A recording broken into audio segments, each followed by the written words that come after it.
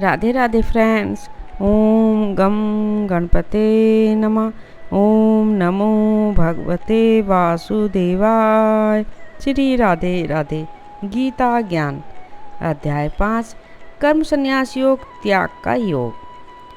श्री कृष्ण अर्जुन से कहते हैं, कर्म संन्यास योग की तुलना कर्म योग से करते हैं। वे कहते हैं, हम दोनों में से कोई भी मार्ग चुन सकते हैं क्योंकि दोनों ही एक ही मंजिल पर ले जाते हैं। जबकि वे बताते हैं कि कर्मों का त्याग करना बहुत ही चुनौतीपूर्ण है और इसे केवल वे ही लोग बिना किसी दोष के कर सकते हैं जिनका मन पर्याप्त रूप से शुद्ध है। मन की शुद्धि केवल भक्ति में काम करके ही प्राप्त की जा सकती है।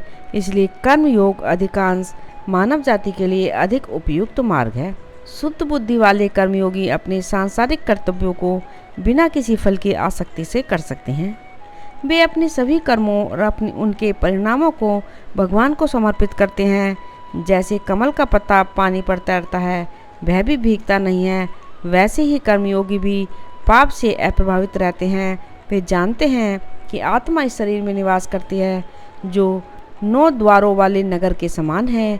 इसलिए वे अपने आप को अपने कर्मों का न तो कर्ता मानते हैं और न ही भोक्ता। समता की दृष्टि से संपन्न वे ब्राह्मण गाय, हाथी, कुत्ते और कुत्ते को खाने वाले को समान रूप से देखते हैं। परम सत्य में स्थित ऐसे सच्चे ज्ञानी लोग भगवान के समान दोष रहित गुणों का विकास करते हैं। अज्ञानी सांसारिक लोग यह नहीं जानते कि वे अपनी इंद्रियों के विषय से जो सुख भोगने का प्रयास करते हैं वही उनके दुख का मूल है। जबकि कर्म योगियों को ऐसे सांसारिक सुखों से कोई आनंद नहीं मिलता है।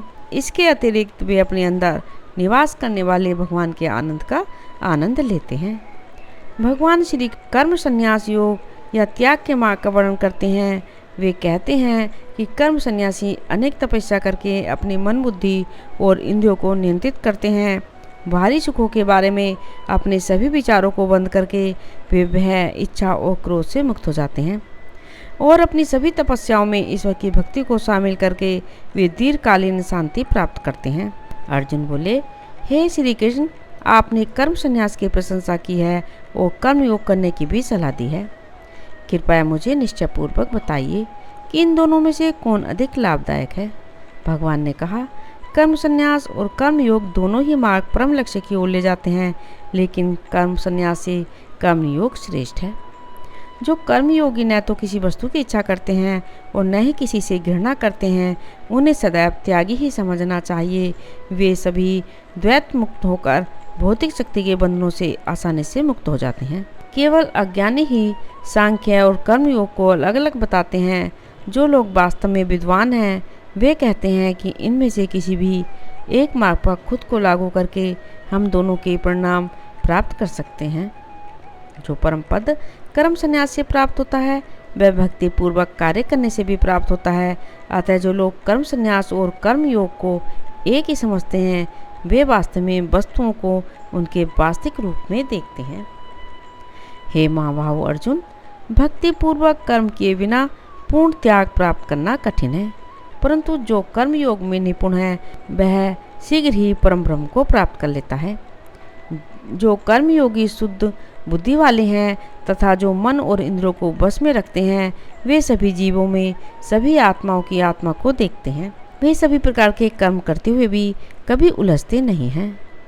कर्म योग में दृढ़ रहने वाले लोग हमेशा यह सोचते रहते हैं कि मैं करता नहीं हूँ, यहाँ तक कि वे देखते, सुनते, स्पर्श करते, सूंघते, चलते, सोते, सांस लेते, बोलते, मल त्याग करते, पकड़ते, आंखें खोलते या बंद करते समय भी ऐसा ही सोचते रहते हैं। वे दिव्य ज्ञान के प्रकाश से देखते हैं कि केवल भौतिक इंद्रियां ही अपने विषयों के बीच विचरण कर रही हैं।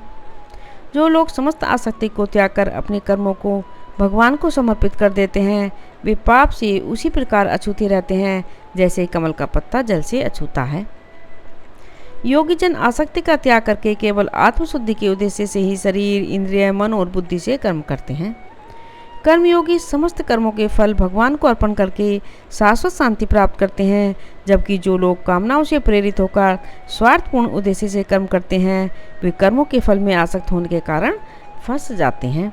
जो देहधारी प्राणी आत्म संयमी और विरक्त हैं वे 9 द्वार वाले नगर में सुखपूर्वक निवास करते हैं और इस विचार से मुक्त रहते हैं कि वे किसी भी चीज़ के कर्ता या कारण हैं।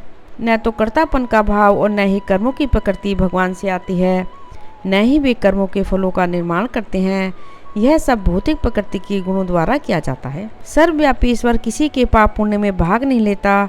जीवात्माएं मोहग्रस्त हैं क्योंकि उनका आंतरिक ज्ञान अज्ञान से ढका हुआ है। परंतु जिन लोगों का ज्ञान दिव्य ज्ञान द्वारा नष्ट हो जाता है, उनके लिए परम सत्ता प्रकट हो जाती है।